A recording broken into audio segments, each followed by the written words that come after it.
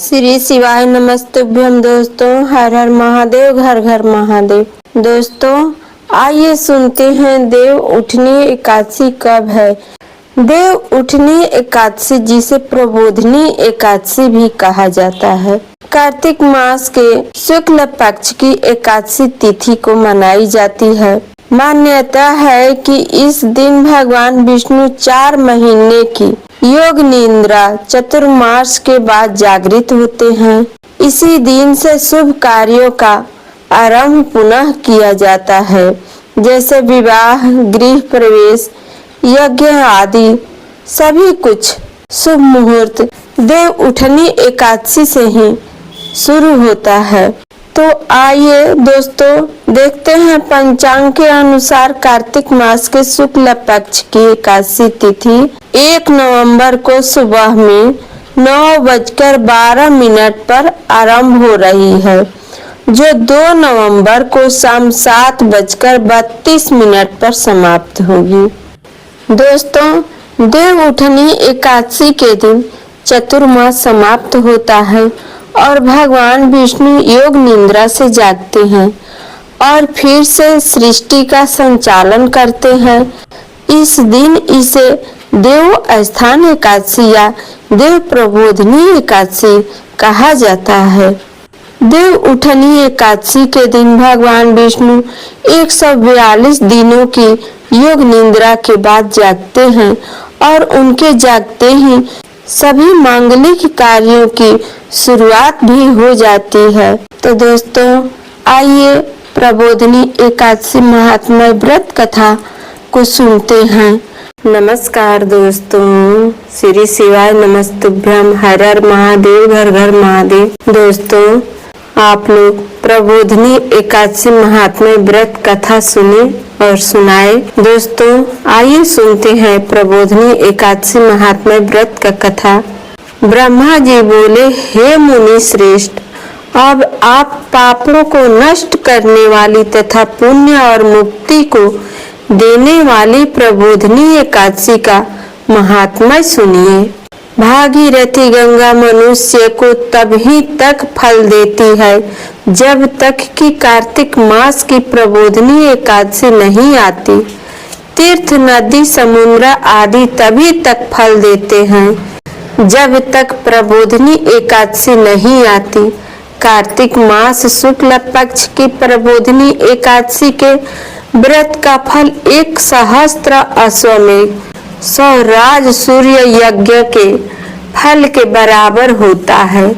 नारद जी ने पूछा, हे पिता, एक संध्या को भोजन करने से रात्रि में भोजन करने तथा पूरे दिन उपवास करने से क्या क्या फल मिलता है, उसे आप समझाइए।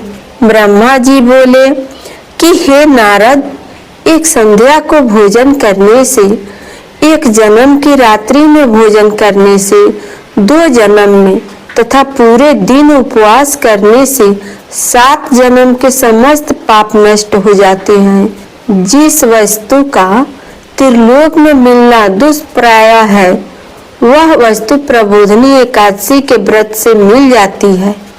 प्रबोधनी एकादशी के व्रत के प्रभाव से सुमेरु पर्वत के समान कठिन पाप क्षण मात्र में ही नष्ट हो जाते हैं। अनेकों पूर्व जन्म के किए हुए बुरे कर्मों को प्रबोधनी एकादशी का व्रत क्षण भर में नष्ट कर देता है।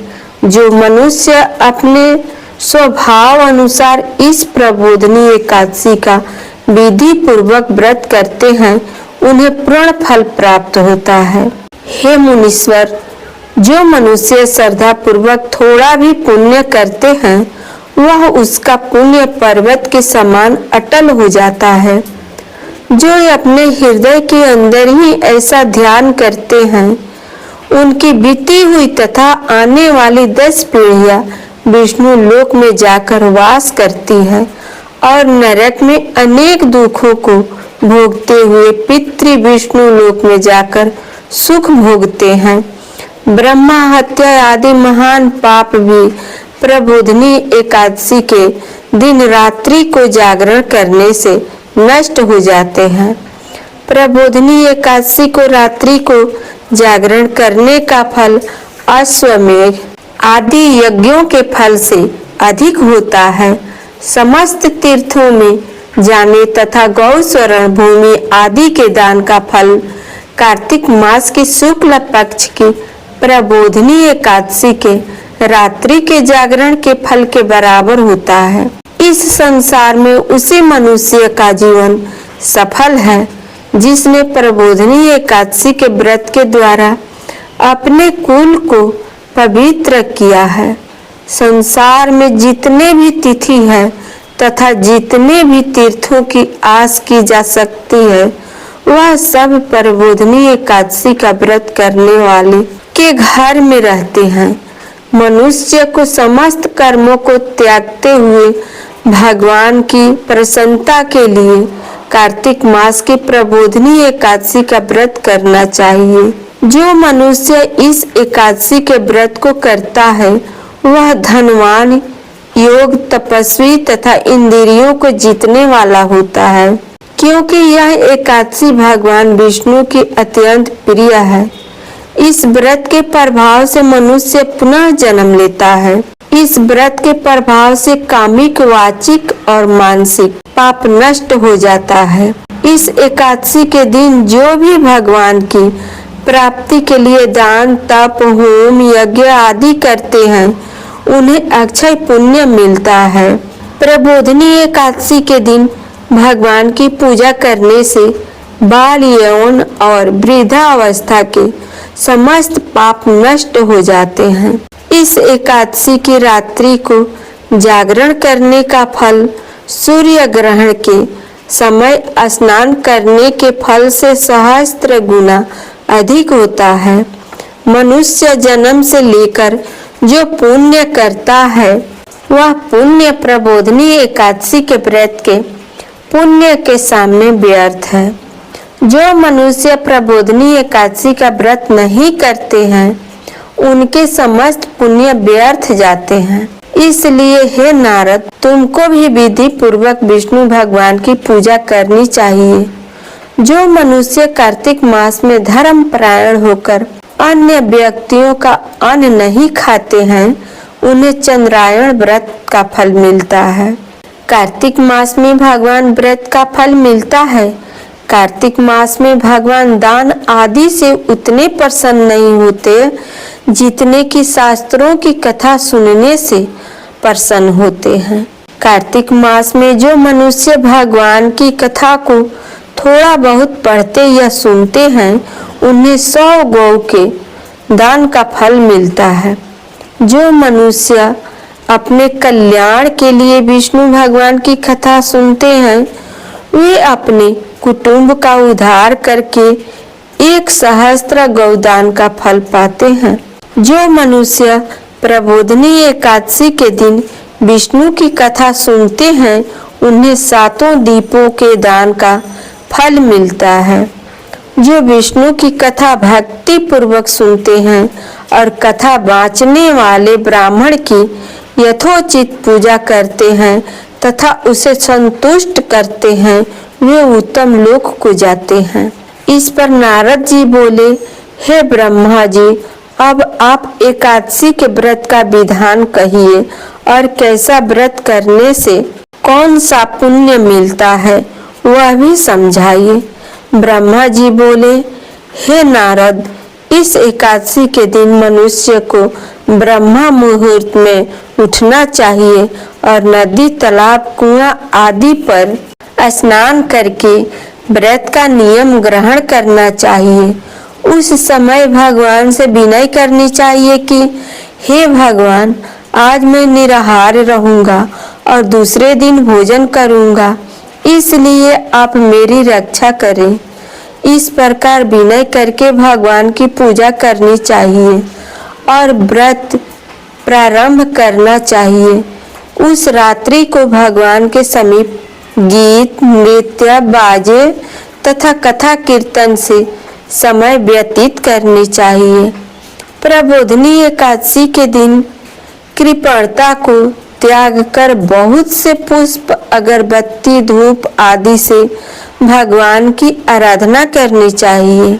शंख के जल से भगवान को अर्घ्य देना चाहिए। इसका फल तीर्थ दान आदि से करोड़ गुना अधिक होता है।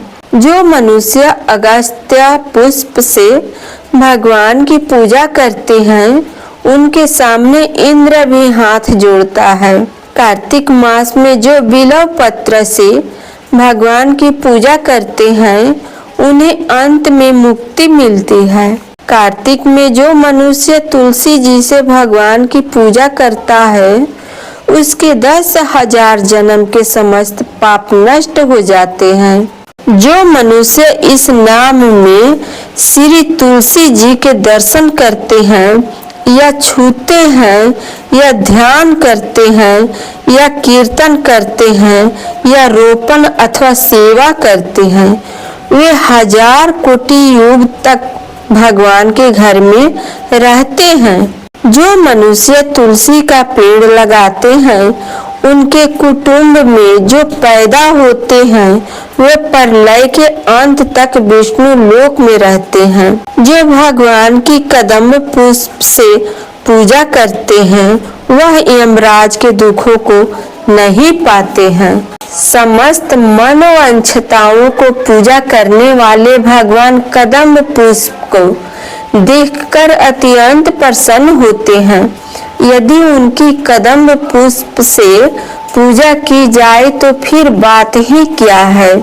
जो गुलाब के पुष्प से भगवान की पूजा करते हैं उन्हें मुक्ति मिलती है।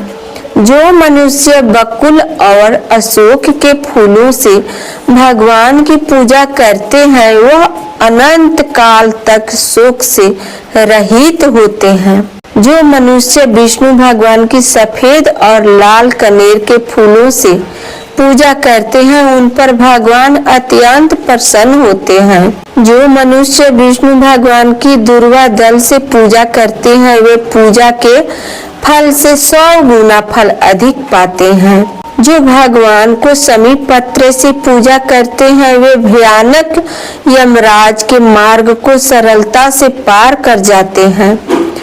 जो मनुष्य चंपक पुष्प से भगवान विष्णु की पूजा करते हैं वे आवागमन के चक्र से छूट जाते हैं।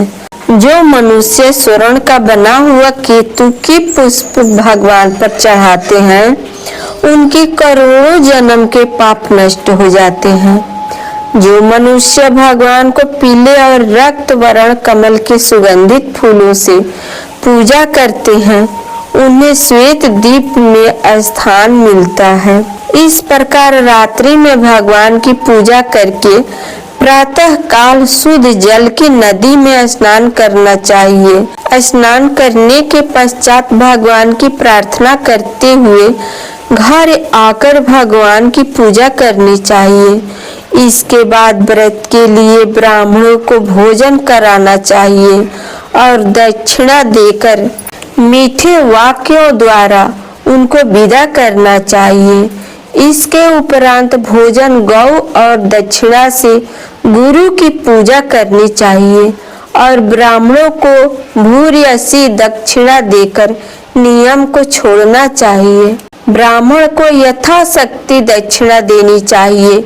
जिस ब्राह्मण को रात्रि में भोजन करावे स्वर्ण सहित बैल दान करना चाहिए। जो मनुष्य रात्रि स्नान करते हैं उन्हें दही और शहद दान करना चाहिए। जो मनुष्य फल की आशा करते हैं उन्हें फल दान करना चाहिए। तेल की जगह घी और घी की जगह दूध और अन्नों से चावल दान करना चाहिए। जो मनुष्य इस व्रत में भूमि पर शयन करते हैं उन्हें सब वस्तुओं सहित शैया दान करना चाहिए। जो मौन धारण करते हैं उन्हें स्वर्ण सहित तिल दान करना चाहिए। जो मनुष्य कार्तिक मास में उपहान धारण नहीं करते हैं उन्हें उपहान दान करना चाहिए। जो इस मास में नमक त्यागते हैं उन्हें शक्कर दान करनी चाहिए। जो मनुष्य नित्य प्रति देव मंदिरों में दीप जलाते हैं उन्हें स्वर्ण या तांबे के दीप को घी तथा बत्ती सहित दान करना चाहिए। जो मनुष्य चतुर्मास्य व्रत में किसी वस्तु को त्याग देते हैं उन्हें उस दिन से पुनः ग्रहण करनी चाहिए। जो मनुष्य प्रबोधनी एकादशी के दिन विधि पूर्वक व्रत करते हैं उन्हें अत्यंत सुख मिलता है और अंत में स्वर्ग को जाते हैं। जो मनुष्य चतुर्मास्य व्रत को बिना किसी विघ्न के पूरा कर देते हैं उन्हें दोबारा जन्म नहीं मिलता। जिन मनुष्यों का व्रत खंडित हो जाता है वह नरक को जाते हैं। जो मनुष्य इस एकादशी के महात्म्य को सुनता व पढ़ता है उसे अनेक गौदान का फल मिलता है।